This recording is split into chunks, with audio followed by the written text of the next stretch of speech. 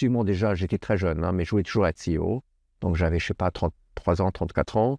Je voulais absolument être CEO de Ebel, qui était une très très grande marque à l'époque, même préalablement, même plus grand que Cartier.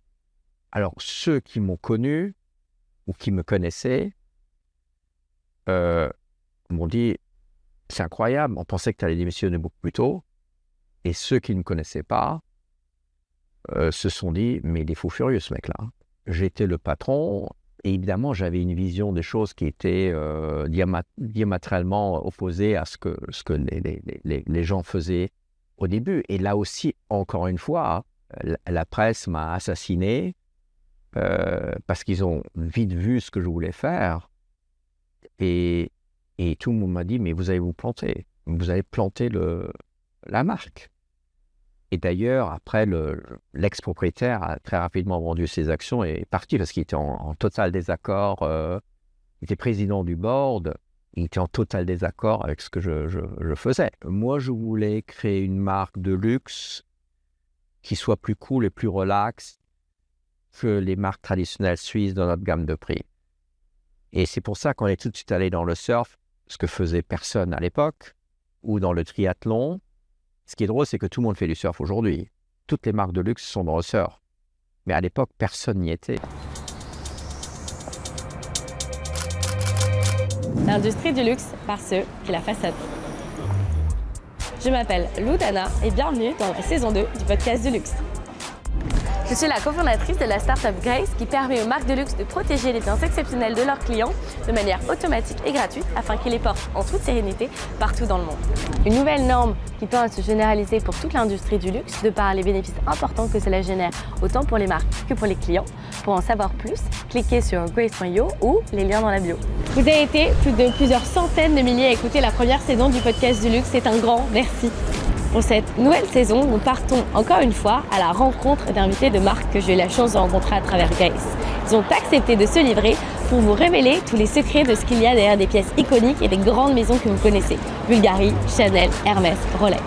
Patron, grand nom, journaliste, designer, leader, j'ai le plaisir de vous partager en exclusivité mes conversations inédites et sans filtre avec ceux qui, à travers leur histoire, ont façonné celle de l'une des industries les plus puissantes et énigmatiques au monde, le luxe.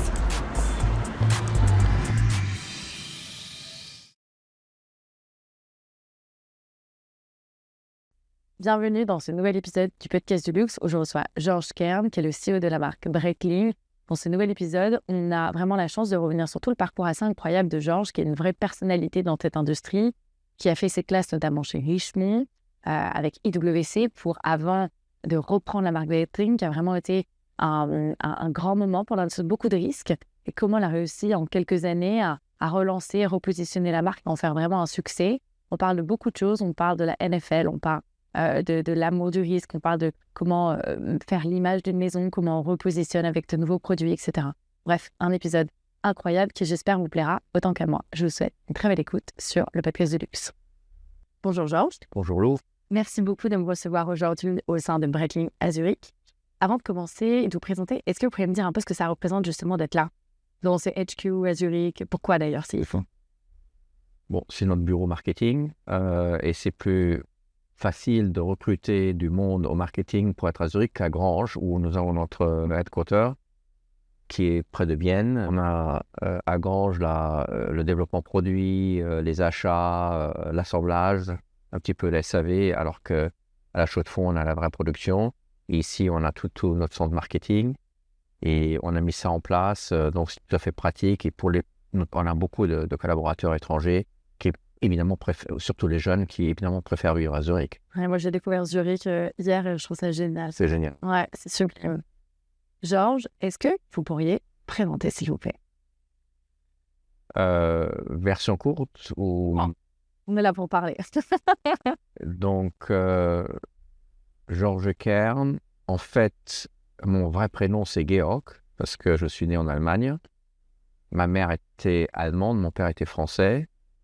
Et nous avons déménagé quand j'avais 7 ans. Donc, c'est à ce moment-là que, par magie, mon prénom a changé pour Georges. Mais sur mon passeport, il y a marqué Georg. Mais il n'y avait que ma mère qui m'appelait Georg. Donc, de 0 à 7, j'ai vécu en Allemagne, à Düsseldorf. Mon père était bijoutier joaillier, très connu en fait, René Kern. Et c'est la société Bucherer qui a acheté les magasins. Même avant que mon père ne décède. Donc, je suis né, si vous voulez, et j'ai vécu dans les bijoux, dans les diamants. Il a gagné 3 fois l'Oscar du plus bel bijou de l'année. Il avait de très, très gros clients dans le monde entier. Donc, mais comme il était français, il voulait absolument que mon frère et moi ont juste d'une éducation française. Donc, on a déménagé en France, d'abord en Alsace, à Strasbourg, où j'étais en fait pendant 5 ans dans un internat de jésuites. Mon père aussi, c'est pas très sympa. Ouais, c'était bon, mais bon, j'ai survécu à Matzenheim. Ensuite, j'ai fait mon bac au lycée Kléber. J'ai fait un an et demi de Sciences Po à Strasbourg, pour ensuite aller dans une école de commerce en Suisse, à Saint-Gall. Mon premier job après ce fut... Ouais. Quand vous avez fait vos études, vous vouliez aller absolument dans la joaillerie? Non, c'est totalement par destin. Et il y avait pas de pression familiale? Non, du tout. Alors, mon premier job après Saint-Gall était, à l'époque, ça s'appelait Kraft Jacobs Suchard. Donc, le chocolat, Toblerone, Milka, etc. Le café, Jacobs. Et après Kraft, c'était le fromage blanc, enfin le fromage Kraft, Philadelphia, etc. Et j'ai fait 3 ans chez eux. Et c'était à Neuchâtel. C'était à Neuchâtel parce que le fondateur ou le propriétaire à l'époque était un monsieur un Allemand qui s'appelait Klaus Jacobs.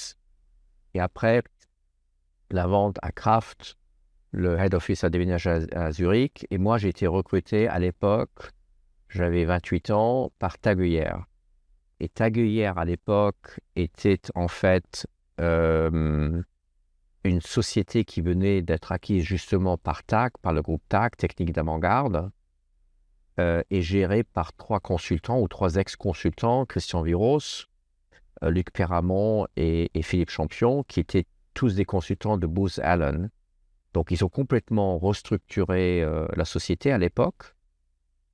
C'était à peu près en 92, 93, et j'y suis resté pendant 7-8 ans. Et vous avez fait quoi quand vous êtes arrivé là-bas? Alors, j'étais très jeune, j'étais brand manager, donc j'ai commencé dans le marketing. Mais la société était, à l'époque, TAG Heuer était tout petit. J'étais dans le marketing, je faisais tout, entre les médias, les catalogues, les displays, les corners, donc vraiment la base de la base. Et c'est ce que je dis toujours à mes petits camarades ici. Je dis, écoutez, je sais ce que vous faites, je l'ai fait, donc je sais ce que vous faites. Donc j'ai commencé au marketing. Après, j'étais ce qu'on appelait à l'époque chef de marché. Donc je gérais en fait les agents qu'on avait de par le monde. Je faisais, ce qui était très drôle, la Scandinavie et le Moyen-Orient. Et après, j'étais patron de filiale assez rapidement pour la filiale en Allemagne, près de Francfort, et la Suisse et l'Autriche. Et après que TAG Heuer a été vendu à LVMH, moi je suis parti chez Richemont. C'était un grand regret, on avait à l'époque l'occasion d'acheter Ebel et Chaumet et Breguet. C'était un groupe d'investissement qui s'appelait Investcorp. Et à l'époque, j'en avais parlé avec mon patron de l'époque, donc Christian Viros. Je voulais absolument j'étais très jeune, mais je voulais toujours être CEO. Donc j'avais, 33 ans, 34 ans. Je voulais absolument être CEO de Ebel, qui était une très très grande marque à l'époque. Même préalablement, même plus grand que Cartier. Et Ebel produisait pour Cartier. Donc, c'est une très très belle marque avec des produits comme la Wave, Discovery, etc. Et ça s'est pas fait, le deal s'est pas fait. Et après, après une entrée en bourse qui s'est plutôt mal passée, LVMH a acheté TAG Heuer et moi je suis parti chez Richemont. Et question, pourquoi dans ce contexte-là, vous partez ou vous décidez de partir? Peut-être par déception de ne pas avoir fait le deal avec Investcorp, de pas avoir, encore une fois, j'étais arrogant et jeune, de ne pas avoir la perspective de devenir CEO immédiatement. Donc j'ai décidé assez rapidement que je voulais partir. J'étais déjà patron de l'Allemagne, j'avais été patron de l'Allemagne pendant plusieurs années. Et après, ce qui était très très drôle, et je crois que c'est la première fois que je raconte cette anecdote, en fait, j'ai commencé à chercher et j'ai appelé à l'époque Jean-Claude Biver, qui était encore patron d'Omega. Ouais, je crois qu'il était patron d'Omega, que je connaissais, et puis il m'a organisé les entretiens avec Nicolas Hayek, donc le père, qui était un homme extraordinaire, génial. Et donc, je suis allé à Bienne, il y avait la fumée, parce qu'il fumait le cigare, etc. Et il me fait asseoir, il me dit alors, qu'est-ce que vous voulez comme job? Je dis moi, j'aimerais être patron d'Omega. Donc, évidemment, il a rigolé. Il a dit bon, déjà, il y a quelqu'un en place. Et deuxièmement, c'est notre plus grande marque. Est-ce que vous ne pensez pas que vous êtes un peu jeune pour. Après, il me dit le cas échéant, quelle serait la deuxième marque? J'ai dit Longines. Hein. Il me dit bon. Et après, je lui dis en fait, monsieur Hayek, moi, j'aimerais faire le haut de gamme. Et c'est là qu'il a appelé la personne qui est devenue plus tard mon mentor, qui s'appelait Franco Coloni, qui était le numéro 2 de Richemont à l'époque, et qui travaillait avec Alain-Dominique Perrin, le patron de Cartier à l'époque. Et je me souviens aussi là, toute ma vie, j'étais en train de conduire j'avais une Audi, j'étais en Côte d'Azur avec mes 2 petits-enfants qui avaient peut-être, je sais pas, 2 ou 3 ans, qui criaient derrière. Et je reçois cet appel et je décroche. Et Franco Coloni est au téléphone, il me dit c'est Franco Coloni, est-ce que vous savez qui je suis? Je dis oui, monsieur Coloni, je sais qui vous êtes. Il me dit écoutez, j'ai un ami qui m'a appelé et qui me dit que vous cherchez un job. Je dis oui, effectivement. Il me dit bon, venez demain à 9h dans mon bureau à Paris. Je dis ouais, monsieur Coloni, je suis en vacances ici avec ma famille, avec les enfants, etc. Mais bon, vous cherchez un job ou quoi? Je dis oui. Et donc, le lendemain matin, à 9h, j'étais dans le bureau de Franco Coloni. Je fais l'entretien et il me fait rencontrer immédiatement Alain Dominique Perrin, parce que c'était la période où Richemont était en train de faire les acquisitions de LMH, donc de IWC, Jaeger et Nangonzonum. Pour la petite histoire, j'avais fait des entretiens avec le headhunter de Richemont. Il m'avait éjecté tout de suite. Donc, je les avais rencontrés à Paris et parce que je savais que c'était eux qui faisaient les recrutements pour Richemont. Et ils m'ont éjecté, ils m'ont dit non, vous ne cadrez pas du tout. Par votre personnalité? Personnalité, de ne pas être franco-français, de ne pas venir du Sérail, de Cartier, etc. Enfin bref, c'était très Cartier, hein, c'était très très Cartier. Et je dis à monsieur Coloni, je dis à monsieur Perrin, je dis, vous savez que ils m'ont éjecté du processus de recrutement, etc. Vous en faites pas, blabla. Ils m'ont fait une super offre et je suis devenu donc le bras droit de Franco Coloni immédiatement. Et après, donc j'ai eu une carrière, je dirais, avec beaucoup de succès. À la fin, donc j'étais patron en fait de toutes les marques horlogères chez Richemont. Et pendant des années, j'ai reçu une carte de Noël de ce headhunter qui s'est excusé à chaque année pour me dire oui, écoutez, on a fait une erreur, etc. Parce que j'ai fait une carrière assez importante. Et c'est comme ça que ma carrière a commencé chez Richemont, où j'ai travaillé pour Franco Coloni. Mais je lui ai dit tout de suite, moi, je veux bien travailler, être votre bras droit dans le contexte des acquisitions si je deviens CEO. Je veux devenir CEO. Et j'ai travaillé pendant à peu près 1 an avec lui pour préparer justement ces acquisitions, qui étaient un combat incroyable entre LVMH à l'époque, le Swatch Group, évidemment Richemont. et d'autres. Richemont avec qui comme marque? À l'époque, c'était Vacheron, c'était Panerai, Beaumercier et Piaget. Bien. Ils voulaient créer, ce qui s'est fait d'ailleurs, un pôle horloger.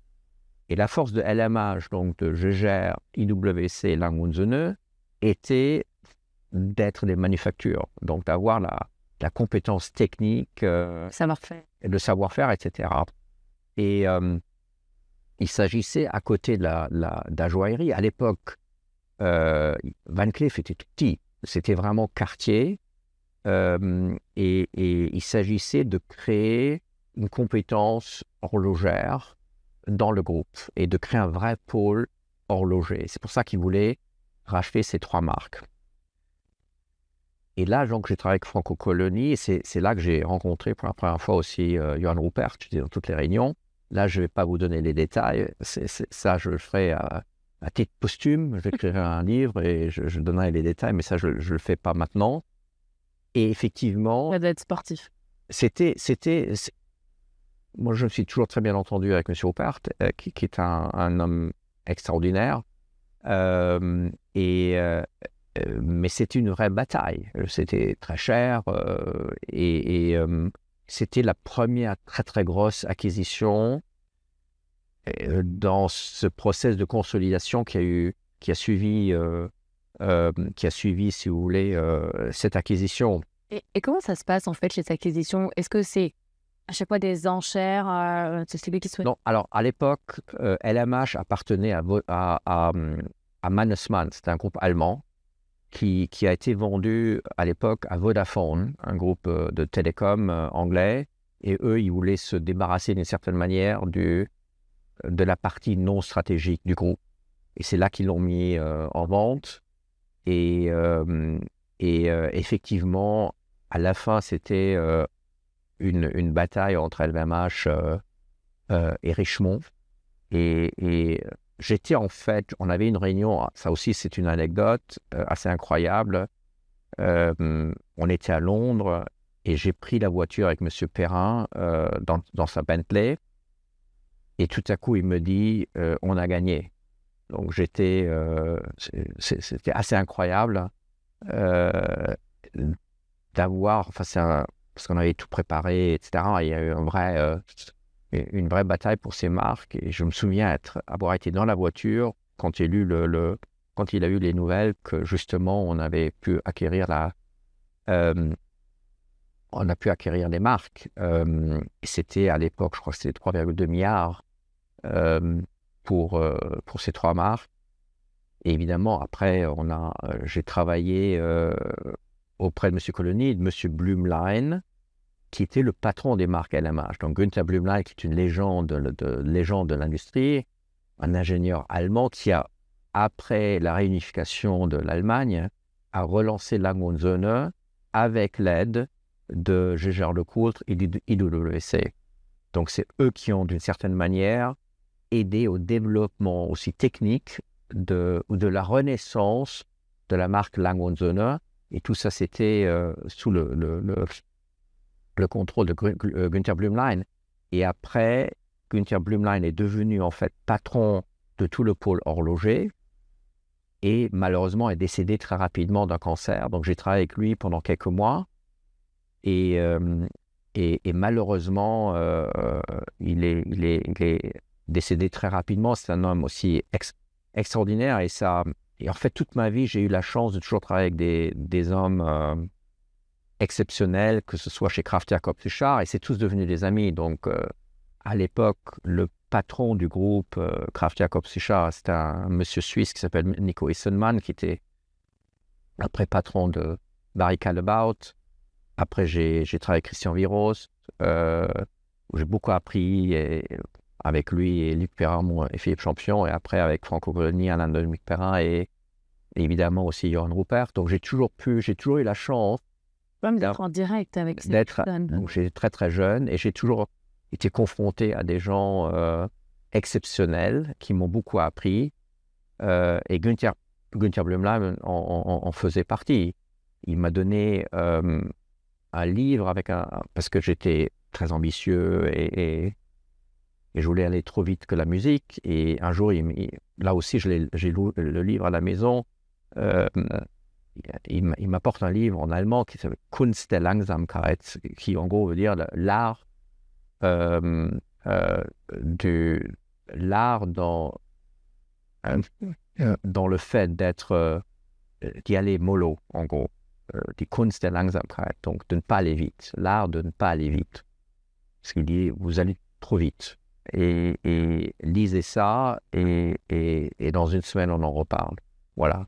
Et vous avez des anecdotes comme ça dans votre vie qui vous marquent, des textes ou des remarques ou des discussions avec ces gens-là qui un jour vous disent des choses qui vous restent et qui vous aident, qui vous aident. Et vous avez changé des choses après ça? Vous savez, vous mûrissez avec l'âge et vous changez de style et vous réfléchissez à comment vous travaillez, comment vous traitez vos collaborateurs, comment vous approchez des situations stratégiques difficiles. Mais même après, j'ai beaucoup appris aussi de Richard Lepeu dans le groupe, qui était le patron de Richemont, qui était un vrai patron, qui était mon patron, qui n'était pas dans le micromanagement, mais qui élevait le débat. Donc vraiment, vous savez, le pire pour un jeune, c'est d'avoir un patron nul ou qui est incontestablement plus faible que vous-même. Et ça, c'est très frustrant. Et j'ai jamais eu cette impression avec les gens avec lesquels j'ai travaillé. Donc, je me suis frité avec tous ces gens-là, évidemment. Mais toujours avec beaucoup de respect et un grand apprentissage. Et qu'est-ce qui s'est passé justement dans ces années Richemont? Parce que vous êtes donc, chez vos staff un peu donc, de Franco-Colonie. Et après, quand est-ce que vous devenez un patron? Après, donc je travaillais sur, en fait, créer ce département. À l'époque, ça s'appelait RHH, Richemont Haute Horlogerie. Donc, on crée ce département pour aussi avoir un certain nombre de synergies. Donc, créer des filiales ou intégrer toutes ces marques dans les filiales, d'avoir une certaine force aussi au niveau de la distribution, force de négociation par rapport aux détaillants. Donc, je devais aussi, d'une certaine manière, intégrer les marques Richemont dans ce département. Et j'ai dit à Franco-Colonie, dès la première minute, j'ai dit, Franco, j'espère que vous vous rendez compte que je ne vais avoir que des conflits. Parce qu'il y aura une levée de bouclier, les gens ont une certaine indépendance, ils ne veulent surtout pas s'embêter avec un mec qui a 34 ans, qui vient de Taguière et qui leur dit comment réunir 7 marques dans un département. Donc, tout le monde va me haïr.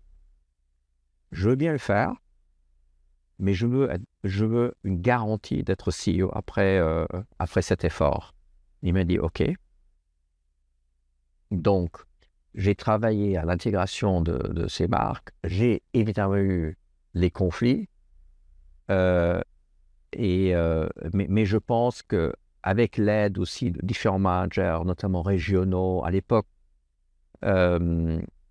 j'ai rencontré beaucoup de managers de quartier aussi qui m'ont beaucoup aidé. Par exemple, Cyril Vignon était à l'époque patron du Japon, quartier du Japon, et après il est devenu CEO de quartier. Donc, c'est des gens avec lesquels j'ai pu créer des liens, ce qui m'a aidé plus tard dans la carrière auprès de Richemont. Mais donc, je fais ce travail. J'étais, donc pendant une certaine période, je travaillais avec Günther Blümlein. Après, Franco a dû reprendre quand Günther Blümlein est décédé. Ça s'est fait. Et après, il y a eu un changement de management auprès d'IWC. Et en fait, je voulais toujours avoir IWC. Et ce qui était bien, c'est que j'étais le seul qui parlait allemand. Parce que c'était un groupe totalement français. Finalement.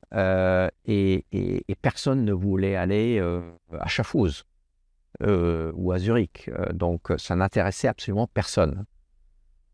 Et moi, j'ai levé la main, j'ai dit, écoutez, moi, je veux bien faire IWC. Ce qui était dramatique, parce que IWC, à l'époque, était très bien établi dans les pays germaniques. Donc, l'Autriche, la Suisse, l'Allemagne, un petit peu l'Italie.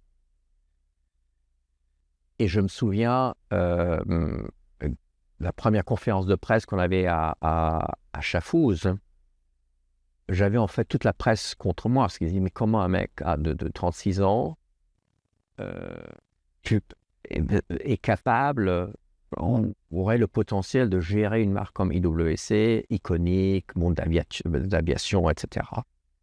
Et je me souviens d'un journaliste qui, dans la conférence de presse, me pose la question, qu'est-ce qui vous qualifie, Monsieur Karl, qu'est-ce qui vous qualifie à gérer IWC? Mais je n'avais pas vraiment de bons arguments, parce que j'avais géré chez TAG Heuer, je n'étais pas contre la filiale allemande, par exemple, il y avait 20 personnes.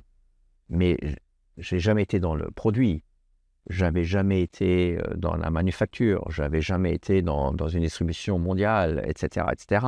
Je pense qu'à l'époque déjà, par rapport à l'apprentissage avec Philippe Champion notamment, qui était mon patron marketing, j'ai beaucoup appris chez TAG Heuer au niveau du marketing. Donc, j'étais plutôt un constructeur de marque. Mais au fur et à mesure, donc, j'ai pu apprendre le produit, évidemment. Puis la finance. La finance, etc. Mais au début, c'était dramatique. Et vous devez vous imposer. J'avais tous les anciens managers d'IWC, des gens qui étaient là depuis des années, qui avaient 40, beaucoup plus âgés que moi, 40, 50 ans. Et j'ai dû gagner leur confiance et les convaincre par des arguments et finalement par le succès. Parce qu'on a très vite, moi je me souviens des premières réunions, j'ai eu des attaques de rire nerveux quand j'ai vu parce qu'il n'y avait rien dans le pipe pour la foire de Bâle. À l'époque, on était à la foire de Bâle.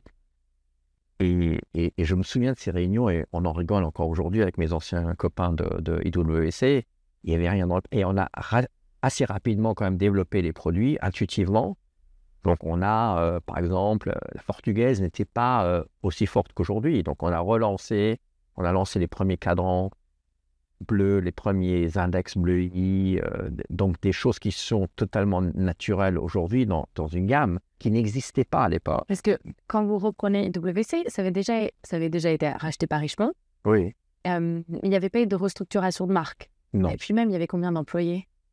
Il y avait plusieurs centaines d'employés déjà. Non, c'était la plus petite. Enfin, ça faisait, je ne sais pas, ça faisait probablement 100 millions de chiffre d'affaires. Mais et puis on a explosé les compteurs. Qu'est-ce qui a fait que vous avez réussi à faire exploser les compteurs? Par une nouvelle sélection de produits? Mais vous savez, c'est un ensemble de choses et beaucoup d'intuition. Il n'y a pas de... Vous avez une intuition au niveau du produit, au niveau du goût. Je pense que j'ai un goût commercial. Ce que j'aime, la plupart des clients aiment. Alors, la beauté de notre business, c'est que je fais des produits. Si je n'aime pas les produits, je ne les fais pas. Okay, je suis patron, donc on ne les fait pas. Mais heureusement, je n'ai pas un goût niche. Donc, je crois savoir ce que veulent les clients.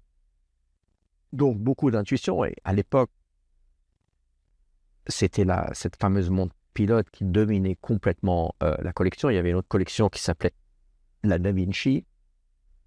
La Portofino, c'était un tout petit segment, et puis la portugaise. Et on a vraiment mis énormément de ressources pour lancer la portugaise, qui est devenue une icône. Enfin, qui était une icône, mais pas commerciale. Vous avez des icônes qui sont commerciales, vous avez des icônes qui ne le sont pas. Parce que les autres étaient un peu plus iconiques. Celle-là, elle marchait, mais pour qu'elle marche mieux, il fallait un nouveau design et une négociation commerciale. Oui, non, on a complété évidemment les collections très rapidement. On a fait ça en 6 mois. Après, on a lancé des mouvements automatiques, pas chrono, mais automatiques, 7 jours réserve de marque. Et Et ça a très, très bien fonctionné. On a lancé les calendriers perpétuels sur la portugaise, etc. Et ça s'est très, très bien passé. Et la marque a très vite s'est développée. On a élargi aussi la gamme. On a lancé des produits de plongée comme la côte à mer. Et après, l'ingénieur qui a été relancé entre-temps. Enfin bref, ça s'est très, très bien passé. La marque s'est très, très bien et très vite développée. Et puis, vous êtes parti pas que en Europe, vous avez aussi fait étendre la marque. Oui, complètement. La Chine était le gros dossier. C'était la Chine, enfin l'Asie de manière générale. Mais c'était difficile parce que, par exemple, au Japon, moi, je me souviens, la marque, c'était 80% la pilote. Et pour changer ou pour équilibrer, si vous voulez, les collections, on a mis du temps pour le faire. Mais finalement, oui, encore une fois, ça s'est très, très bien passé. Et qu'est-ce qui se passe à la fin de votre temps chez eux? Alors, après, il y a eu des restructurations dans le groupe et j'ai été nommé patron de toutes les marques Richemont, plus patron du digital, plus patron du marketing. Ah, pour le groupe. Pour le groupe. Et donc, on était... Il y a quel âge? J'avais un peu plus de 50 ans. Oh. Et après, il y avait l'espèce de management board avec le patron de Cartier, le patron de Van Cleef qui avait explosé entre-temps, avec Nicolas Beau qui est maintenant CEO du... Et WC, quand vous avez ce changement, ça faisait combien de quoi en chiffre d'affaires? Enfin, on était la marque très, très largement numéro 1, très, très largement, très, très largement. Donc, il y avait, après, justement, il y avait Nicolas Beau, que je respecte beaucoup, qui est un manager extraordinaire, avec beaucoup de culture, et je suis très content pour lui, qu'il soit CEO du groupe. C'est une ère nouvelle aussi pour Richemont. Il y avait, oui, après, il y avait le directeur de la finance, il y avait Jérôme Lambert, etc. Et on était un espèce de management board qui gérait chacun dans son domaine ses activités. Et donc là, les patrons des maisons horlogères vous rapportez. Voilà, vous rapportez. Grosses décisions, vous les prenez avec eux. Est-ce que, tout bête, mais quand vous voulez lancer des produits, etc., le fait d'avoir ce côté central vous permet de vous dire attendez, il y a cette qui va lancer ça, il ne faut pas faire ci. Non, vous le faites en collaboration. Et IWC, je connaissais très bien. J'étais même patron à l'intérim pendant quelques mois. Chez Roger-Buis, j'étais patron à l'intérim. J'ai travaillé avec beaucoup de plaisir avec Louis Ferlat, qui à l'époque était le patron de Vacheron, qui est devenu maintenant patron de Cartier. Aussi un homme extraordinaire. Et ça faisait plaisir. J'ai eu ce job que pendant 8 mois avant de démissionner. Mais on a fait énormément de choses à l'époque. En ces 8 mois, on a fait énormément de choses et on a lancé des produits qui sont sortis un petit peu après que j'ai initié avec eux, évidemment, ou eux avec moi. Ils sont sortis après et qui ont eu un grand succès. Mais après, je me suis... Et d'ailleurs, j'en avais parlé donc à mes collègues et à M. Oppert. Moi, je suis plus un homme de fond. Donc, je suis moins coordinateur, etc. Surtout, j'avais cette fibre d'entrepreneur. Il y a des gens qui s'accommodent dans une vie. J'étais dans un contexte hyper privilégié. C'est super privilégié, super salaire, super infrastructure, enfin extraordinaire. Et des gens, d'ailleurs, se sont pris la tête quand j'ai missionné. T'es fou. Alors, ceux qui m'ont connu, ou qui me connaissaient, m'ont dit « C'est incroyable, on pensait que tu allais démissionner beaucoup plus tôt. » Et ceux qui ne me connaissaient pas se sont dit « Mais il est fou furieux, ce mec-là. » Donc, encore une fois, j'avais évidemment un drame aussi avec ma femme, etc. Vous sortez d'une zone de confort, autant au niveau du job que du prestige, que pécunier gigantesque pour aller dans une société, prendre des dettes, investir dans une société où potentiellement vous pouvez échouer. Et comment ça s'était fait, justement, ce rachat de Breitling? Comment c'était venu? alors, encore une fois, il faudrait que j'écrive un bouquin une fois sur...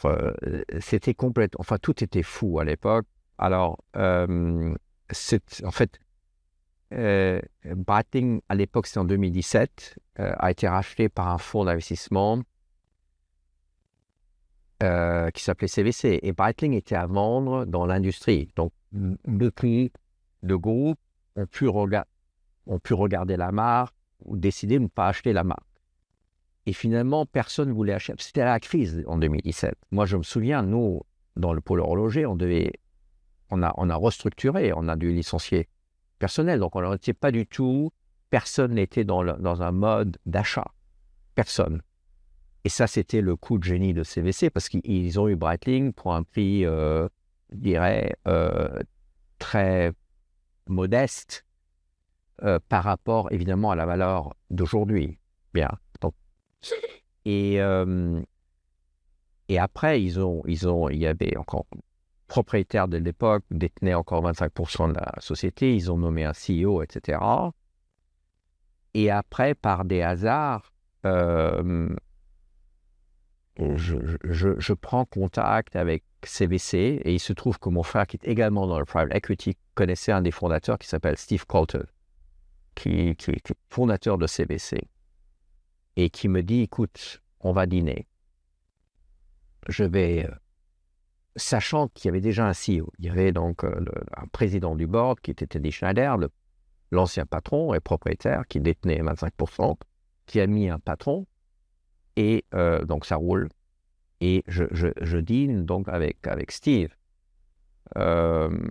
Et il montre le business plan, il me dit qu'est-ce que tu en penses, etc. Je dis, je le ferai pas comme ça. Breitling, c'est vraiment, il faut.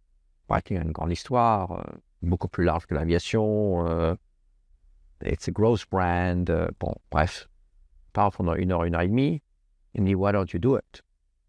Et je dis, because I have a job. You know, I just got promoted, bla, bla, bla.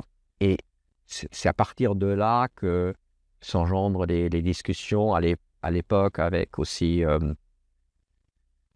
monsieur qui s'appelait Alex Dibelius, qui était le patron de Goldman Sachs Allemagne, un homme très connu, etc. Et je commence à avoir ces discussions avec le private equity, qui est très différent parce que vous devez investir. Donc, c'est tout un autre mode de fonctionnement. Ce n'est pas des patrons, c'est des partenaires, c'est comme ça. Les actionnaires. C'est des actionnaires. Donc, j'ai un board, évidemment. J'ai un board aujourd'hui avec Partners Group, avec Frédéric Gantner, un président. Mais je suis actionnaire. Je co-décide.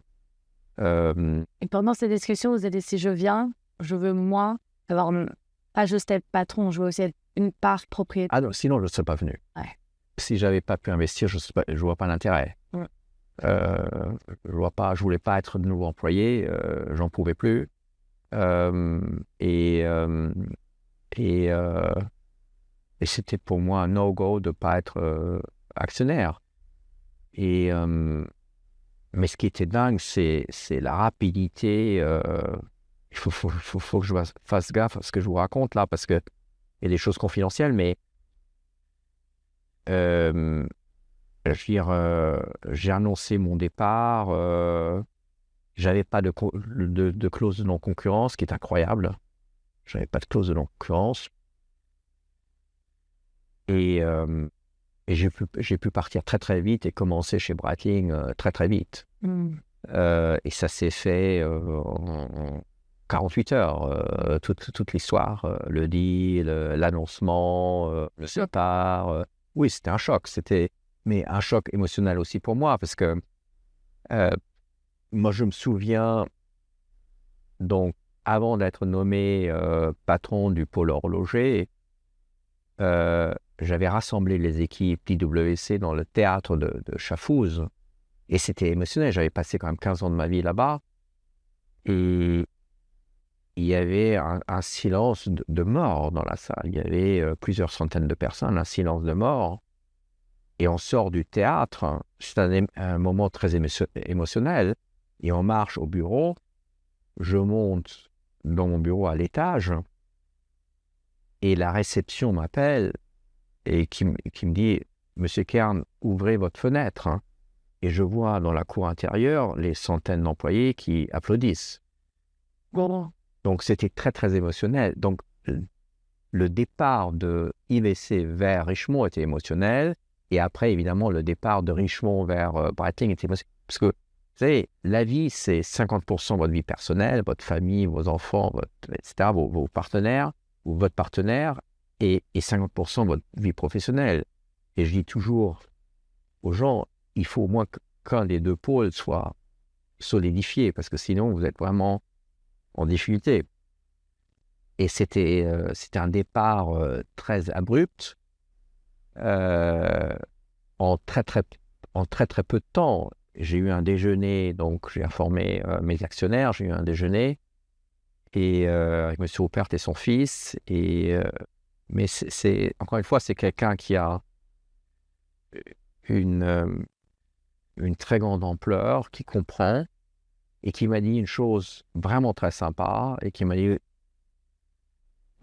t'es quasiment la seule personne qui puisse aller dans le private equity, qui puisse s'émanciper de manière autonome dans un tel contexte. Bon, bref. Et après, j'étais très rapidement chez Breitling. Ce qui était incroyable, c'est que le propriétaire, à l'époque, ne le savait pas que j'allais arriver. Parce qu'il y avait déjà, encore une fois, un CEO en place. Donc, il a su 24 heures avant que j'arrive. Et donc, je pars, je prends mes affaires d'IWC, de Chafouz, je déjeune avec le propriétaire le même jour, qui n'était pas au courant. Et il n'y avait pas de press release, il n'y avait rien. Donc, en gros, on écrit le press release à table, qui sort en après-midi, parce que c'était le vendredi, et le jeudi matin, ils avaient déjà annoncé mon départ chez Richemont, mais après, ça filtrait que j'allais chez Breitling. Et les gens n'étaient pas au courant. Et le patron n'était pas au courant. Nous aussi, ça a dû être une douche froide. Je l'ai tout de suite appelé. J'ai déjeuné après, donc le samedi matin, je suis allé à Granges et j'ai déjeuné avec lui à l'aéroport de Granges, c'était un aéroport privé. Je pense, ça s'est très bien passé. Surtout parce que c'était un homme de produit, en plus un ingénieur. Je me demande s'il n'était même pas soulagé que j'arrive. Mais c'était pour la société un choc de culture. Un choc de culture. Vous savez, quand vous passez Breitling était pendant 2 générations Schneider, une société familiale. Il y avait 3 générations Breitling et 2 générations Schneider. Donc Teddy Schneider, donc le fils, et avant lui, évidemment, Ernest Schneider. Et c'est des gens, notamment avec Teddy, qui ont construit la marque avec lui, qui étaient à l'école avec lui, etc. Et tout à coup, vous avez un mec avec une certaine réputation qui vient d'un grand groupe et boum, qui est parachuté dans la marque. Et qui en plus prend des parts, etc. Oui, et j'étais le patron et évidemment, j'avais une vision des choses qui était diamétralement opposée à ce que les gens faisaient au début. Et là aussi, encore une fois, la presse m'a assassiné parce qu'ils ont vite vu ce que je voulais faire. Et tout le monde m'a dit, mais vous allez vous planter. Vous allez planter la marque. Et d'ailleurs, après, l'ex-propriétaire a très rapidement vendu ses actions et est parti parce qu'il était en total désaccord. Il était président du board, il était en total désaccord avec ce que je faisais. Mais même s'il était en désaccord parce que c'était peut-être pas ses valeurs, finalement. Non, sa vision, c'était les valeurs, on a les mêmes valeurs, mais c'était plus une vision de marque qui était très différente. Et justement, si on se met à cette époque-là, Breitling, ça représente quoi? Ça a quel positionnement? Parce qu'il me semble, à l'époque, c'était très masculin. Oh, c'était très, je dirais que c'était très, très bling-bling. Même le positionnement prix, c'était quoi? Non, c'était dans les 4000, 4500, aujourd'hui on est à 7200, mais je pense que c'était plus la typologie de produit, donc très grand, déjà aviation only, très grand, très poli, très bling-bling. C'était ça l'image de la marque, très macho, mais un petit peu, je dirais, Top Gun années 80. Donc la marque qui n'a pas évolué et qui d'ailleurs n'avait, quand on a repris, n'a pas eu de croissance depuis 5 ans. Donc elle n'a pas cru pendant 5 ans dans un marché qui était malgré tout en croissance. Et le problème, c'est que j'avais pas d'équipe. Donc c'était tous des gens, des proches donc du propriétaire. Il y avait combien d'employés? Pas beaucoup. Je sais pas, 300, 400 employés. Oh, c'était quand même une grosse marque. Oh, non, mais absolument. Et après, j'ai dû tout d'abord recruter, et heureusement, beaucoup de gens m'ont suivi de Richemont et de... Donc, ouais, tu l'avais structuré avec des meilleurs éléments. Enfin, pas meilleurs, pas différents. Vous savez, c'est une autre culture. Quand vous êtes une société familiale et vous avez du private equity, ou même si par hasard on devait être racheté par un groupe, vous changez de nouveau de culture. Ou si vous entrez en bourse, vous changez de nouveau de culture. C'est un changement de culture. Mais j'avais pas d'équipe. J'avais pas d'équipe et j'avais demandé l'autorisation à Richemont. J'ai pu emmener un directeur commercial qui était avec moi chez Gégère à l'époque, mais pendant 3 semaines, que j'avais fait venir chez Gégère, qui était déjà chez moi, avec moi chez Taguillère, à mon chief of staff que j'avais chez Richemont et le directeur financier. Et ils sont venus au fur et à mesure, ils m'ont joint et sur cette base, après j'ai mis en place des process qui étaient différents et au fur et à mesure, on a changé les équipes pour justement permettre ce développement international, pour permettre cet élargissement de gamme vers ce qui a toujours fait la force de Breitling, c'est-à-dire d'être un généraliste, de faire des produits très élégants comme la première vers des produits très professionnels comme l'Emergency.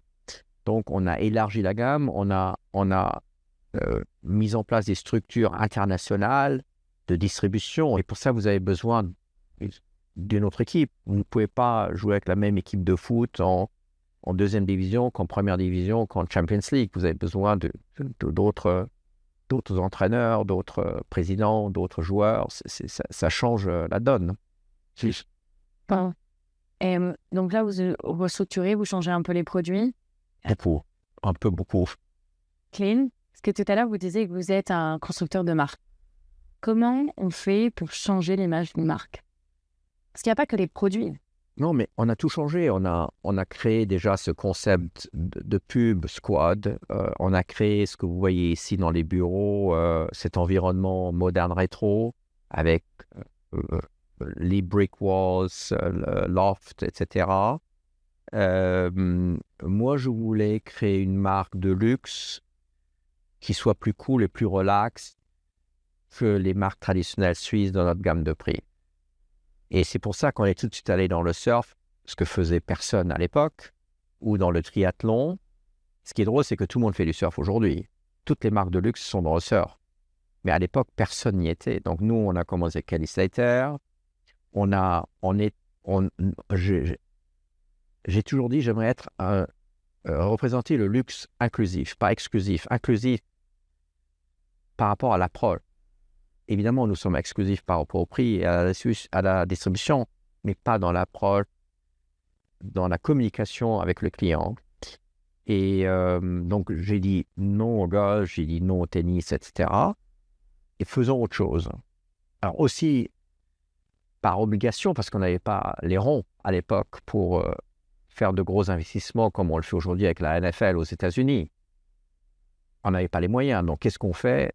Vous faites autre chose, beaucoup moins cher et beaucoup plus cool et beaucoup plus jeune et beaucoup plus sexy que faisaient toutes les autres marques. On a créé ce style Reconnaissable. qui est hyper reconnaissable et surtout, Et pas copiable. Il n'y a aucune raison. personne ne peut copier. Surtout, il ne vieillit pas parce que ce style est un style architectural qui reste, que vous ne devez pas changer. Mais aujourd'hui, on voit encore une fois notre façon. Après, on a refait nos boutiques avec des tables de pool. On a fait des choses beaucoup plus drôles, des librairies, des sofas. Mais vous savez, le succès d'une marque ou c'est comme quand vous faites la cuisine. Le cuisinier n'est pas là à prendre des mesures de 1 gramme de sel, 2 grammes de paprika, 3 oignons, etc. Non, je veux dire, vous ouvrez le frigo et vous faites à manger. Soit c'est bon, soit c'est pas bon. OK? Mais c'est énormément de choses qui doivent fonctionner. Et beaucoup de patrons de marque ont une approche intellectuelle. OK, un petit peu de Hollywood, un petit peu de tennis, un petit peu de Formule 1, et je vais avoir du succès. Non, ça ne fonctionne pas comme ça. Soit c'est bon, soit c'est pas bon. Et là aussi, c'est beaucoup d'intuition. Et quand vous faites la cuisine, vous improvisez d'une certaine manière. Et c'est ce qu'on a fait. Alors, le début est difficile. C'est comme un puzzle. Vous avez un puzzle très clair qui était à l'époque le monde d'aviation. Et après, vous enlevez des éléments du puzzle et vous les remplacez par la nouvelle vision. Et pendant 1 ou 2 ans, l'image est diffuse. Parce que les gens sont perdus. Le client est perdu. Est-ce que c'est de l'aviation? Est-ce que c'est les nouveaux produits de surf? Les gens ne comprenaient pas. Donc, vous avez, pendant 1 ou 2 ans, vous êtes dans une phase un peu nébuleuse. Mais après, vous devez accélérer et mettre en place la nouvelle image, le nouveau puzzle. Donc, on a énormément poussé les boutiques, exprimer la nouvelle marque, évidemment la pub, les produits. Et après est arrivé Covid, malheureusement très vite. On était déjà en croissance vertigineuse, mais arrive Covid. Mais à l'époque, les premières présentations que j'ai faites, moi je me souviens des premières d'ailleurs à Zurich, on avait des agents et j'ai invité 3-4 semaines après mon arrivée, on a fait un espèce de séminaire management ici à Zurich. J'ai fait des présentations, mais il y avait un silence de mort. Les gens ont dit, mais attends, le mec est fou. le mec est complètement fou. Mais j'ai toujours dit à mes collaborateurs les plus proches, ceux que j'ai emmenés de Richmond, je dis, écoutez, don't worry, il faut mettre des buts.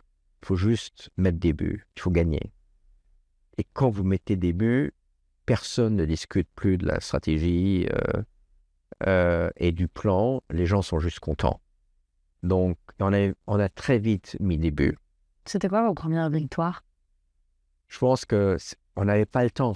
Pour faire un produit, ça dure 3 ou 4 ans, mais on a dû agir comme à l'époque avec IWC. Il faut agir très très vite. Donc, vous faites de l'esthétique, vous changez les cadrans à l'époque de la Super Ocean, on a très vite lancé la première, on a fait des nouveaux cadrans. La première, c'était pour atteindre plus les femmes?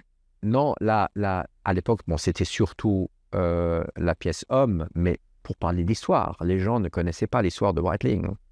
Moi, je voulais parler de Willy Breitling, de sa transition d'instrument vers des montres un peu plus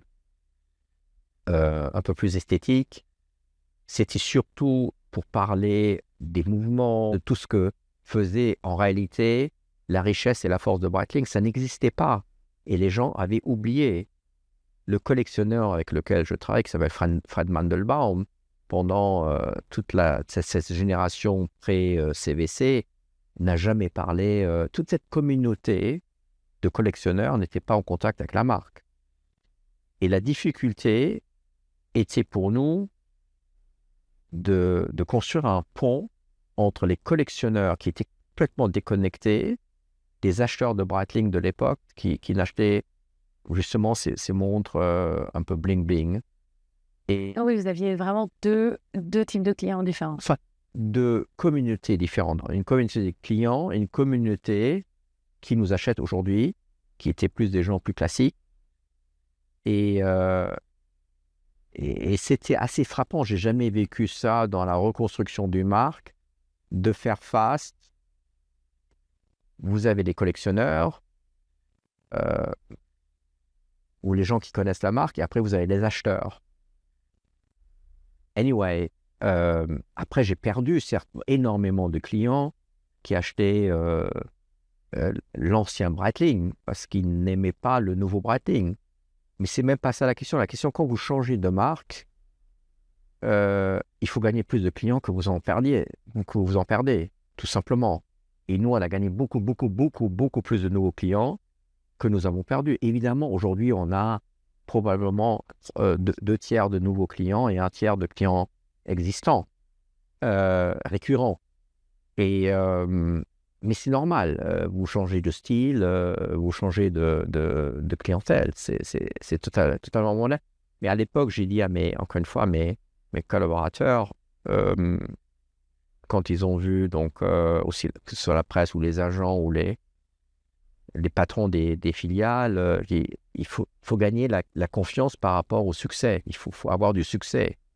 Let's score a goal. C'est tout. Il faut juste gagner. Et une fois que vous gagnez les premiers matchs, boum, la confiance se met en place. C'était le fait de trouver le bon positionnement, de pouvoir parler à ce type de clients qui se reconnaissaient peut-être moins dans d'autres marques. Non, il y a un trou il y avait une place à prendre dans ce gâteau. Et nous, on était dans 5% du marché. Montre-homme, pays occidentaux, aviation, grand. On n'était pas avec les femmes, produits femmes. On n'était pas en Asie. On n'était pas dans des produits plus élégants. Donc, on est passé de 5% de marché ou de potentiel de marché à 60% assez rapidement. Évidemment, vous ouvrez la marque, vous faites plus de chiffre d'affaires, mais il faut le faire intelligemment. On était dans une prison, d'une certaine manière. Donc, il fallait trouver la clé, ouvrir la cellule, sortir et gagner des parts de marché dans d'autres segments. Mais la beauté avec Breitling, c'est ce qu'on appelle le back catalogue. Donc, c'est toute l'histoire et tous les produits qui ont existé à l'époque avec authenticité et légitimité. Tout ce qu'on a fait est légitime. Moi, je me souviens chez TAG Heuer, ça c'est encore une autre anecdote, quand on a lancé, pour vous expliquer authenticité et légitimité, quand on a lancé à l'époque, c'était un produit qui s'appelait l'Alter Ego, qui est un produit femme, qui a disparu entre-temps. C'est un flop gigantesque. Je me souviens, comme c'était hier, on va à la Foire de Bâle, j'étais enthousiaste, jeune, marketing, machin, super. Et on présente le produit. Et un journaliste lève la main, il pose une question très simple. Why? Why do you do this? Et j'ai pas pu répondre. Et aujourd'hui, depuis ce temps-là, je sais pas, j'ai dû avoir, je sais pas, j'avais peut-être 26 ans, 27 ans. Chaque fois que je fais quelque chose, je me dis, is there a reason why? Et s'il n'y en a pas, on le fait pas. Et pour chaque produit, tout ce qu'on fait, il y a une reason why. Il y a une différenciation, il y a un objectif, il y a une reason why. Et il y a une reason why pour la première, quand on l'a lancé. Il y avait une raison. Et on a pu raconter l'histoire de Breitling pour la première fois, les fondateurs. Évidemment, parce que vous savez, la force, quand vous avez une association, par exemple, en sponsoring avec NFL, vous avez le produit et après, vous avez l'histoire. Mais l'histoire sans le produit, ça ne marche pas. Et le produit sans l'histoire, ça ne marche pas non plus. Donc, vous voulez avoir les deux. Et là, on avait l'histoire de Breitling, mais il fallait le produit. Et on a pu expliquer le produit. Et les gens, on a créé un étonnant, mais on ne savait pas que Breitling faisait de si beaux produits. Ou que des produits faisaient partie de Comme ça fait cette gamme. horlogerie, vous faites croire qu'il n'y a pas autant un savoir-faire. Donc, justement, en parlant donc, de ces montres premiers, là, vous lancez la Lady première que j'ai avec moi. C'est quoi la raison why? Parce qu'il y a tout ce... Ouais, très simple. Donc, premièrement, 50% du marché, ce sont des femmes. OK? Donc, on a commencé à l'époque, il y a 7-8 ans, on a commencé avec des montres femmes qui étaient plus dans le corps du business. Donc, on a commencé avec des montres de sport, plutôt grandes, etc. Donc, premier produit qu'on a relancé en tant que montre de femme était la Super Ocean, une montre de plongée. Yeah. Pas vraiment fine, mais plus sport. Bien. Le deuxième produit qui est devenu un succès incroyable, c'était la Chronomanda, qui était un bracelet intégré, donc acier sur acier, donc pas un produit sur cuir ou sur caoutchouc, un bracelet intégré. Le troisième produit était la Navitamer avec cette fameuse lunette avec les boules qui en fait était la lunette de la Navitamer des années 50-60. Mais il fallait, ou je pense qu'on est suffisamment mûr aujourd'hui pour vraiment avoir un produit plus élégant. Donc on est passé du super sport vers des bracelets intégrés, le classique, l'icône Navitamer, avec la Lady Premier d'aujourd'hui. Donc on est devenu aussi, d'une certaine manière, généraliste en montre femme, que nous le sommes en montre homme, mais toujours avec cette image, et vous l'avez peut-être vu avec la pub, un peu beaucoup plus cool, beaucoup plus relaxed que les marques très formelles, conservatrices, très suisses que vous avez dans l'industrie. Je ne sais pas si ils vous ont montré le spot, mais c'est très sympa. Même. C'est beaucoup plus fashion, ouais. Parce qu'on a un style. Donc, les hommes, aujourd'hui, par exemple, on est sponsor du Bayern de Munich, mais vous ne les voyez jamais en tricot. Vous les voyez... non, c'est... un de vos collègues a dit, vous êtes là...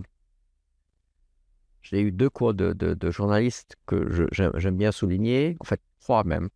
Premier, parce qu'on fait des cadrans de couleurs, vous êtes le Happy Days de l'industrie. Vous n'étiez pas né quand il y avait cette série. Aux États-Unis, il y a une série très drôle sur un rocker américain. C'était dans les années 60-70. Happy Days, c'est une série très connue, mais très drôle. Donc, mais toujours, feel good.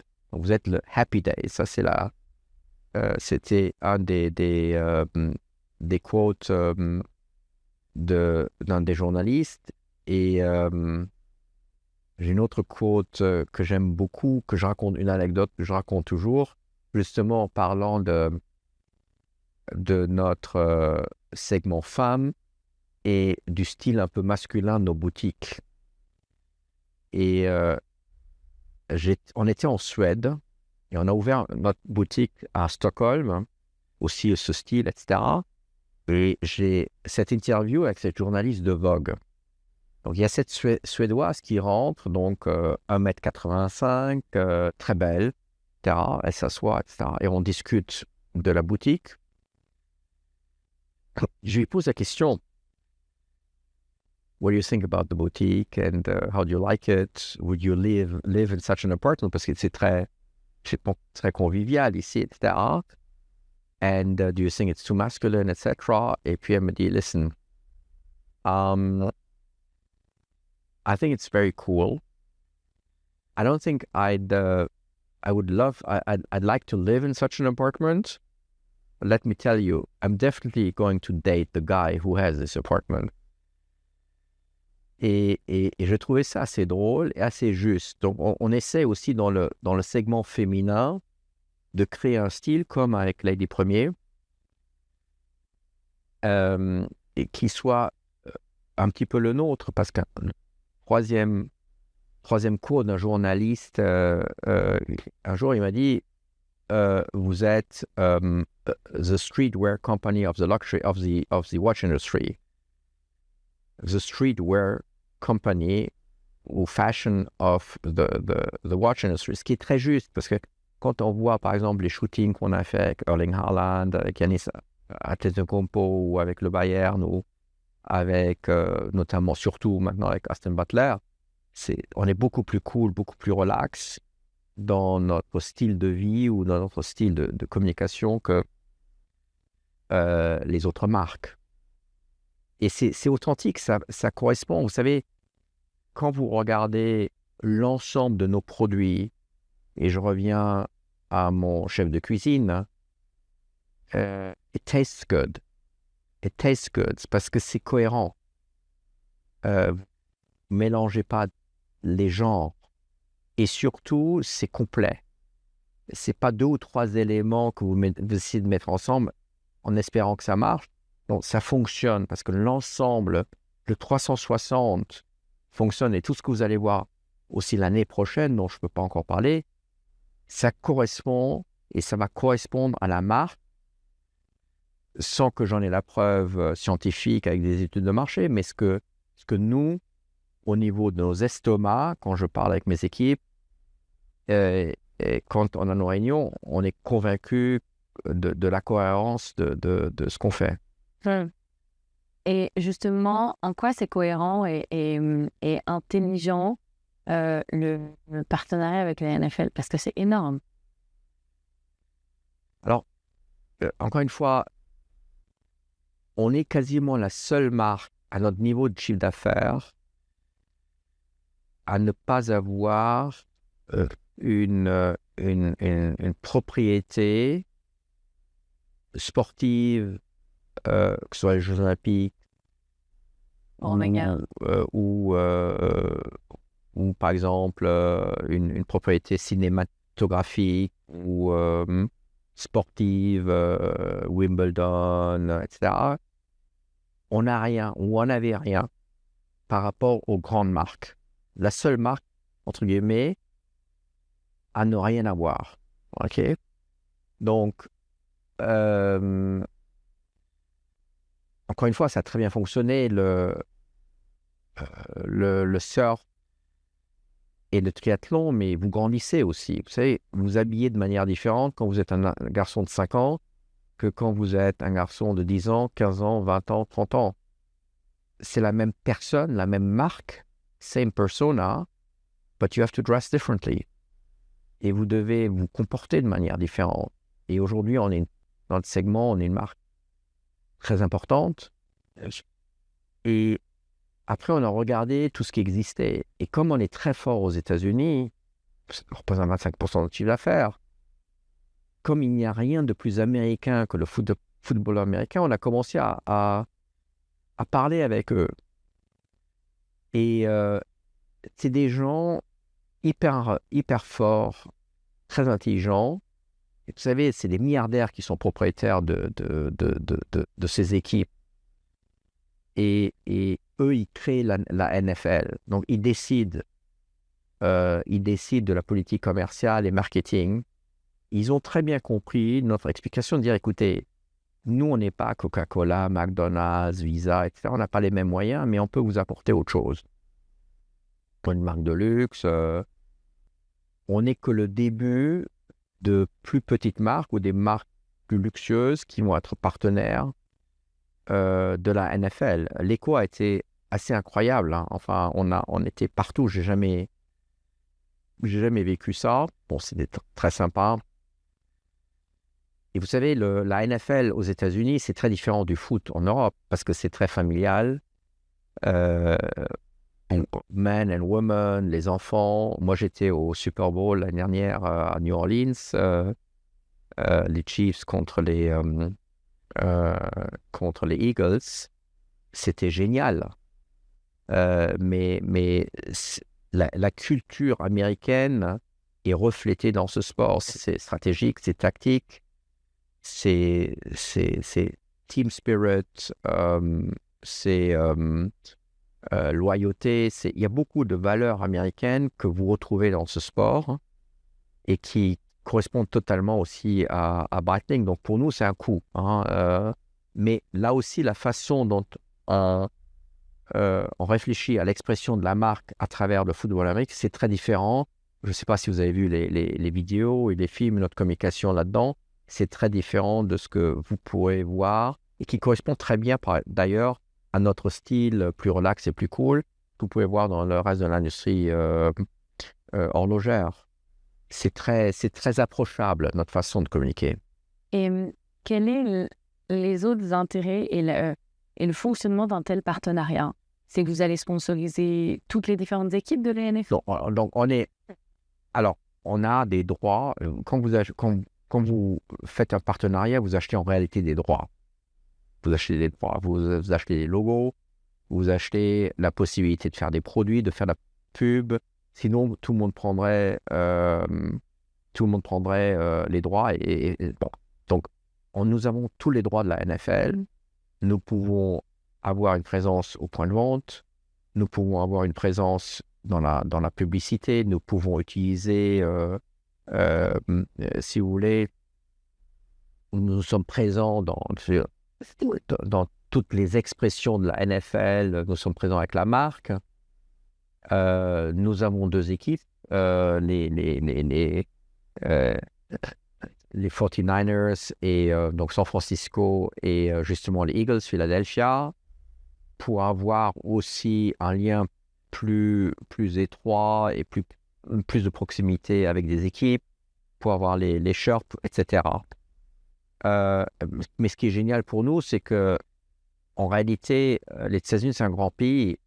Vous avez 32 équipes. Nous avons plus de 40 boutiques dans le monde, aux États-Unis. Donc, pour chaque pays, pour chaque ville, nous avons une boutique et on peut activer, si vous voulez, au niveau local. Donc, nous avons une communication globale à travers les États-Unis et on a une communication bottom-up dans chaque ville avec l'équipe en local. Et des montres par exemple, pour Philadelphie, par exemple, pour Breitling, etc. Voilà. En plus, ça fait des collectibles, etc. Et encore une fois, par exemple, pour notre événement, on avait les cheerleaders des Dallas Cowboys, qui sont la série numéro 1 sur Netflix. Donc, il y a toute l'histoire de comment devenir un cheerleader, etc. Et avec des millions de followers. Et c'était, ils ont fait une démonstration et c'était assez incroyable. Donc, encore une fois, je reviens à cette culture américaine et cette culture de la NFL qui est beaucoup, beaucoup plus grande que la NHL ou la NBA. Et donc ça, après, vous allez pouvoir le mesurer sur... En fait, ça vous apporte donc de la notoriété aussi. Ça vous permet d'être plus connu, d'être plus inclus dans le côté ADN américain et en même temps de sortir des collections avec eux. Absolument. Et de voir à quel point ça peut marcher, pas marcher, etc. Parce que c'est vrai qu'il n'y a pas une maison horlogère qui n'a pas de DGI, peut-être Hermès, mais encore directement, ils en ont via des sacs. Mais c'est assez intéressant de voir que dans l'horlogerie, il y a toujours un peu ce besoin d'avoir ce lien avec le sport. Oui. La performance. Oui. Non, c'est juste. Et surtout aux États-Unis, où les gens croient qu'on est marque américaine, by the way. Mais où ça ne m'aurait pas étonné. Quand on regarde, tu as un côté un peu loft new-yorkais. Oui. Mais il y a des choses que je ne ferai jamais. Je veux dire, par exemple, nos partnerships avec Shelby Cobra ou Mustang. On est plus américain. Je ne pourrais pas avoir un partenariat avec Ferrari, par exemple. Ouais. On n'est pas une marque italienne. On n'a rien d'italien. On n'est pas du tout allemand. Je pourrais pas faire un partenariat. Breitling. Ouais. Ça fait... On vient de l'aviation. On est... c'est très outdoor, c'est très militaire, c'est très c'est très anglophone, je dirais, on a un partnership, par exemple, Triumph. Maintenant, avec la NFL, il y a d'autres choses qui vont arriver l'année prochaine. Bon, il faut que ça soit là aussi, il faut que ça fasse du sens dans, je dirais, dans la culture de la marque et dans l'identité de la marque. Et ça fonctionne très bien. Tout à l'heure, on parlait un peu des risques. Je trouve que Breitling, est-ce que c'est peut-être parce que vous appartenez pas à des groupes, mais plutôt à des actionnaires? On n'a pas les mêmes choses peut-être à rendre, même si la finance est toujours quelque chose d'important. Mais pour autant, j'ai l'impression que Breitling est une marque qui est vraiment pas du tout risque averse. Dans le sens où vous avez été les premiers à faire le certificate pre-owned, vous êtes très fort dans le digital.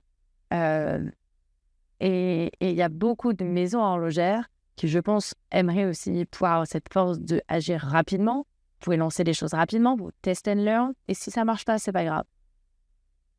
Pourquoi à votre avis? Est-ce que c'est parce que c'est votre caractère? Voilà. Vous savez, vous avez toujours des avantages ou des désavantages par rapport à être une marque indépendante ou faire partie d'un groupe. Quand vous faites partie d'un groupe, vous avez une puissance de distribution, c'est ce que j'ai expliqué tout à l'heure, par rapport aux détaillants. D'un autre côté, quand vous êtes une marque indépendante, justement, vous n'avez pas ce poids ou l'image d'un groupe par rapport aux détaillants, et les détaillants aiment bien avoir des marques indépendantes. Bien. Eux-mêmes, souvent, sont indépendants.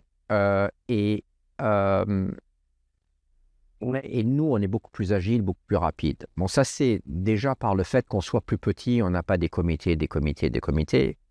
J'ai des investisseurs qui sont plus orientés finance. De toute façon, ils nous laissent faire au niveau du contenu. C'est pas des spécialistes. C'est pour ça dans le private equity, vous devez avoir deux choses. Vous devez avoir la marque ou la société plus le manager. Sinon, vous n'investissez pas. Donc, s'il ne faut pas confiance dans le manager, pourquoi acheter Breitling? Ça ne fait pas de sens. La deuxième chose, et c'est peut-être contre-intuitif, c'est que quand vous êtes actionnaire, moi par exemple, je prends beaucoup plus de risques calculés que quand je suis employé dans un groupe. Alors pourquoi est-ce que c'est contre-intuitif? Parce que vous avez votre argent at stake que vous risquez de perdre. Mais finalement, quand j'étais dans un groupe, même si j'étais un des plus entrepreneurs parmi tous mes collègues, la seule chose que vous faites, vous essayez d'éviter les erreurs. Vous jouez defense. Quand vous êtes entrepreneur, quand vous avez skin in the game, comme tous mes camarades, on a 250 investisseurs dans cette société, les horlogers qui ont investi, vous jouez offense. Vous voulez gagner. Et c'est notre mentalité. Et moi, je suis un très grand supporter de skin in the game. Donc, si je parle à des sociétés ou des sociétés qui se créent, j'ai trouvé des gens, mais qui investissent. Et c'est très différent que d'avoir des options. Moi, j'avais des stock options. Mais dans notre cas, vous avez de l'argent qui part de votre compte, qui disparaît, qui va sur le compte de quelqu'un d'autre, en réalité dans la société dans laquelle vous travaillez, et peut-être un jour, vous avez un return si les choses se passent bien. Et j'ai vécu ça durant le Covid avec mes patrons aux États-Unis ou ailleurs, donc tous des collègues à moi qui avaient co-investi avec moi. Leur mentalité, les gens ne voulaient évidemment aider à passer la crise, mais voulaient protéger leurs assets. Donc, vous avez une autre mentalité. C'est ça toute la différence entre être employé, vous rentrez à la maison, vous dormez, ou quand vous êtes entrepreneur, vous rentrez à la maison et vous ne dormez pas. Croyez-moi, durant le Covid, je n'ai pas dormi pendant 3 semaines, parce que le cash flow, il part, vous ne produisez plus, vous ne livrez plus. Même chose par rapport à vos collègues. Vous avez pris des risques, mais vous pouvez vous planter aussi. Et à l'époque, on était en croissance. On était à 200 à l'heure sur l'autoroute et on se prend le mur. C'était ça le Covid. On devait fermer l'usine, hein, alors qu'on était en explosion. Et Il y avait la demande, on ne pouvait pas livrer. non, tout était fermé. Tout était fermé. Et, mais heureusement, peut-être à l'époque, donc c'était le moment où on voulait lancer la Chronomate. On avait prévu un lancement gigantesque aux États-Unis. Non, c'était en Asie, en fait. Après, l'Asie ferme. Après, je dis, OK, on fait le lancement en Europe. L'Europe ferme. La Suisse, c'était le dernier pays à fermer. Je dis, OK, on fait un lancement. Ensuite, les gens me disent, mais personne ne viendra. Et on a lancé le premier webcast, donc à la Apple, donc la présentation vidéo. Et on a mis une pub pas possible durant le Covid. Pendant 3-4 semaines, on a mis une pub pas possible. Quand les marchés ont réouvert, la Chronomate est partie en flèche. Et surtout, on avait aussi débuté la production. Donc, le produit était disponible, hein, mais c'était plus par je sais pas, par désespoir ou qu'on a continué à investir et à communiquer dans le produit, ce qui nous a beaucoup aidé avec la réouverture des marchés. Et puis, vous étiez déjà assez fort en digital? Alors, oui, j'avais un gars qui était très bien, qui est aussi venu de Richemont avec moi. Et effectivement, on a créé tous ces passeports digitaux, blockchain, etc. Et on a beaucoup aidé nos détaillants à vendre online à l'époque, parce que les magasins étaient fermés ou click and collect, enfin, toutes ces choses qu'on a mises en place déjà même avant le Covid, hein, parce que CVC, notre investisseur de l'époque principal, était aussi très supportif à ce sujet. Mais le point que je voulais faire, c'était quand vous êtes investisseur réel dans une société, vous avez un autre comportement que quand vous êtes juste un employé. C'est très différent. Je le vois avec moi-même, mais je le vois aussi avec mes collaborateurs. Et on est tous dans le même bateau, avec nos investisseurs, by the way. Donc, c'est pas la peine, il n'y a pas de patron, on discute de manière intelligente la stratégie, mais vraiment la stratégie. On essaye de résoudre en commun les problèmes, mais il n'y a pas de patron qui dit voilà ce qu'on fait. Bon, moi, je suis le patron opérationnel, évidemment, mais cette expérience Covid, en fait, est une expérience très positive par rapport à mes équipes. Parce que c'était aussi très humain et... Je me souviens, les marchés commençaient à fermer. Quand vous êtes une petite société, relativement petite par un groupe, le problème le plus important, c'est les liquidités. C'est d'être liquide, de pouvoir payer les factures, le cash flow. Et je me souviens, je prends la voiture dans un village pas trop loin d'ici, je téléphone à un copain qui est banquier et il me dit « It's looking bad ». Et c'est là que je dis j'appelle immédiatement mon directeur financier, je dis « Get all the credits you can ».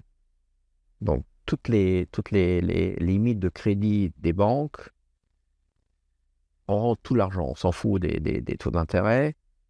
Get all the money you can on the account pour avoir du cash, pour pouvoir suivre, je ne savais pas, 6, 8, 12 mois. Est-ce que c'était pas question de virer des gens, de dire stop, de machin? Non. Alors dans certains pays, ça s'est fait comme aux États-Unis, mais on a toujours payé, par exemple, aux États-Unis, le système, c'est que vous payez, par exemple, les assurances maladie à vos collaborateurs, vous pouvez les licencier, vous payez les assurances maladie pour qu'au moins ils soient assurés, notamment durant le Covid, et après vous les reprenez. Mais on avait des coûts, vous ne pouvez pas virer tout le monde. Et moi, vous étiez en croissance en plus. On était en croissance, mais je me suis dit à l'époque, if you panic, panic first. If you panic, panic first. Avant que tout le monde panique, parce qu'après, moi, j'avais peur que les banques n'aient plus de liquidité. Vous ne vous rendez pas compte. Aujourd'hui, on ne se rend plus compte de l'époque. On ne se rend pas compte. Ah, Et je me souviens, je dis, get me the cash on the account. Everything. Mm. Heureusement, après, la Chine a très vite réouvert les marchés. et aujourd'hui, c'est un peu plus compliqué. C'est quoi votre challenge aujourd'hui, justement? Le problème, c'est que, c'est ce que je dis à mes collègues aussi, on peut influencer ou travailler que sur ce qu'on peut vraiment influencer. Pas d'influence sur ce genre de facteurs extérieurs. Donc, il faut améliorer votre sphère d'influence, optimiser votre sphère d'influence et gagner des parts de marché. Voilà, c'est tout. Donc, malgré tout, avoir des initiatives comme on en a aux États-Unis ou comme dans beaucoup d'autres pays et gagner des parts de marché, être tout simplement meilleur que les autres. Hein. Vous pouvez jouer un mauvais match. OK, ça arrive. Hein. On est peut-être... peut-être le match est mauvais actuellement, mais essayons de gagner, malgré tout, ce match, même s'il est mauvais. Et vous ramenez les points à la maison. Mais moi, je ne peux pas changer le monde. Avant de passer aux questions signature, est-ce que vous pourriez nous parler un peu on a un peu parlé, mais de l'expérience et des services différents que fait aussi Breitling. Parler un peu du pre-own. Pourquoi vous avez lancé le pre-own? Je crois qu'il y avait aussi des fois de la location où vous testez plein de trucs. Oui, on teste beaucoup. Il y a des choses qui marchent ou il y a des choses qui marchent moins bien. On avait même un concept de prêt de montre prêté. Ça existe, hein, que vous rendez après un an. Ça n'a pas fonctionné, etc. Bon, mais c'est pas grave. Le pre-owned, pour moi, c'est vraiment une percée dans l'industrie. Et on le fait avec Bourg-Horaire, avec un de nos plus grands détaillants qui est très fort aussi aux États-Unis, avec Tourneau. En fait, vous structurez le marché comme, par exemple, l'industrie automobile. Vous avez des voitures d'occasion qui sont certifiées, que vous pouvez acheter en connaissance de cause, ce qui n'était pas du tout le cas dans l'industrie horlogère il y a encore 5 ans. En fait, vous achetiez ces montres d'occasion dans ce qu'on appelle le marché gris, sans garantie, sans certification, sans rien. Bien. Et aujourd'hui, avec des partenaires comme Bucherer, on arrive à professionnaliser le marché comme dans beaucoup d'autres sociétés. Et heureusement que le leader Rolex soutient cette initiative ou même pousse cette initiative pour éviter le marché parallèle, pour éviter les discounts, pour garantir un service, pour garantir une sécurité aux clients qui achètent ces produits, ce qu'on appelle CPO. Et vous avez beaucoup de marques qui contribuent, Cartier, nous, etc., à ce que ce marché secondaire se professionnalise, devienne sérieux, et donne une certaine sécurité aux clients.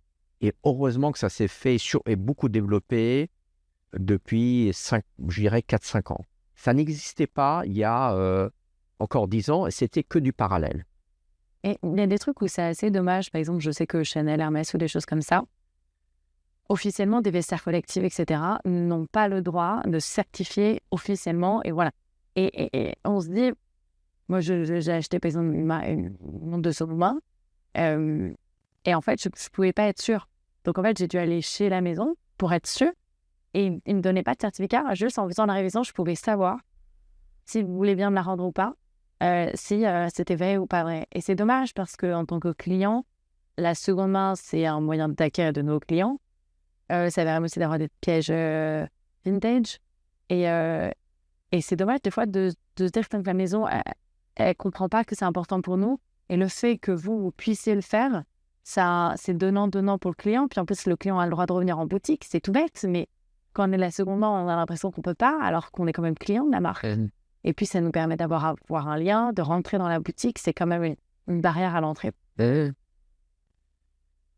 Alors, deux aspects encore à ce sujet. Donc, on a cette blockchain. Donc, chaque... Vous avez été une des premières, Ouais. c'est pas la première.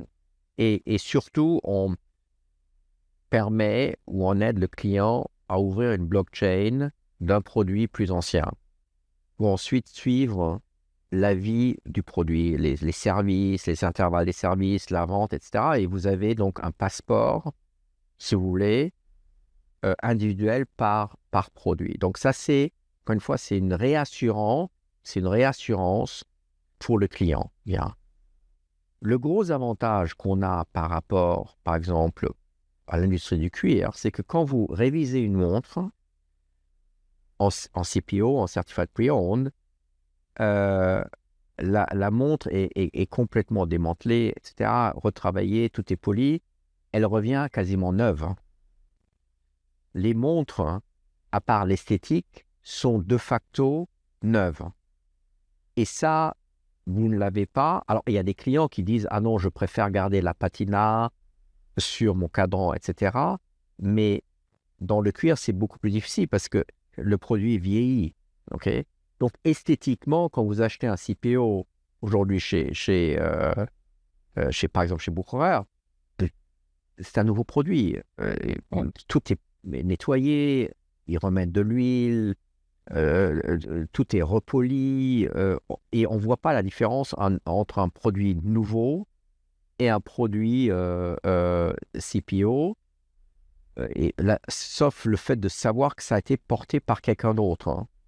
D'ailleurs, il y a une société qui appelle ça pre-loved, qui pre-loved produit. Et c'est ça la beauté avec un produit horloger qui, encore une fois, qui en fait vous donne l'accès à un produit peut-être ancien, mais de facto nouveau. Et qui a une histoire. Qui a une histoire, oui. Alors, question signature. Ready? C'est quoi ces questions signature? Vous allez voir. Georges, quelle est la première pièce de luxe que vous avez dans votre vie? Que on vous a offert ou vous... Mon père était bijoutier joaillier, donc j'ai reçu des montres quand j'étais très très jeune, déjà, enfin jeune, j'avais peut-être 16-17 ans. Et donc j'ai eu très souvent, dès très jeune âge, accès à des produits de luxe. Est-ce que vous vous rappelez la montre, une des premières montres que vous avez eues, qui vous a marqué? Je pense que une des montres qui m'a le plus marqué, c'était une Piaget extra plate, lapis lazuli, sans index, uniquement avec les aiguilles des secondes et des minutes. Extra plate, hand-wound, en pierre dure, superbe. La dernière? Bah, c'est tous mes bébés Breitling, tous. Est-ce que vos enfants, à leurs 18 ans, vous leur avez offert un Breitling? Bien avant l'âge de 18 ans. Ouais, mon fils, il a 27 ans, ma fille 26, donc ils étaient majeurs déjà, mais ils ont eu des montres très, très tôt. Une maison de luxe que vous admirez particulièrement, pourquoi? Il y en a beaucoup. Hermès, évidemment, Louis Vuitton, Chanel, Cartier, que je connais bien, enfin, à travers des amis qui y travaillent, Van Cleef. Bravo, chapeau aussi à Buccellati, le relancement. Non, il y a beaucoup de marques et beaucoup de gens dans l'industrie que j'admire, que je respecte, justement comme Richard Mille, qui est extraordinaire. Non, mais chapeau, moi, j'espère que l'industrie de luxe va revenir très, très fort et très, très vite. Et je souhaite que toutes ces marques et ces managers aient du succès. Qu'est-ce que vous aimez le moins dans le luxe? Les choses ostentatoires, hein, donc bling bling. Il y a tellement de marques de mauvais goût, enfin c'est dramatique. Qu'est-ce que vous aimez le plus? Dans le luxe? Alors, dans le vrai luxe, évidemment, la qualité. La qualité des produits, quand vous achetez du Loro Piana ou du Brunello Cucinelli, c'est la qualité, et sans que ce soit show-off. Mais aussi le design. Je trouve que Cartier fait les plus beaux bijoux du monde. Le luxe, c'est une combinaison de beaucoup de choses. C'est la qualité, c'est le design, c'est l'histoire, c'est un style de vie. Et il y a pas mal de marques qui arrivent à réunir. C'est les marques que je vous ai citées tout à l'heure. Justement, votre définition du luxe, qu'est-ce que c'est? Pour moi, c'est une qualité de vie. Moi, ce que je trouve triste, c'est des gens riches qui dépensent leur argent sans intelligence. Et enfin, qui vous aimeriez entendre sur le podcast du luxe? Ouais. Moi, je serais mes amis Nicolas Beau ou Louis Ferla. Ok. Merci beaucoup, Georges. Merci à vous. J'espère du fond du cœur que vous avez apprécié cet épisode. Je vous invite à le partager autour de vous, commenter, nous faire vos retours, évidemment vous abonner sur toutes les plateformes et sur les réseaux sociaux. Merci infiniment pour votre soutien depuis le début avec la première saison. Vous êtes de plus en plus à nous suivre et évidemment c'est extrêmement important, donc je suis hyper reconnaissante, ainsi que tous les invités avec nous. Je vous dis à la semaine prochaine et vous dis à très vite.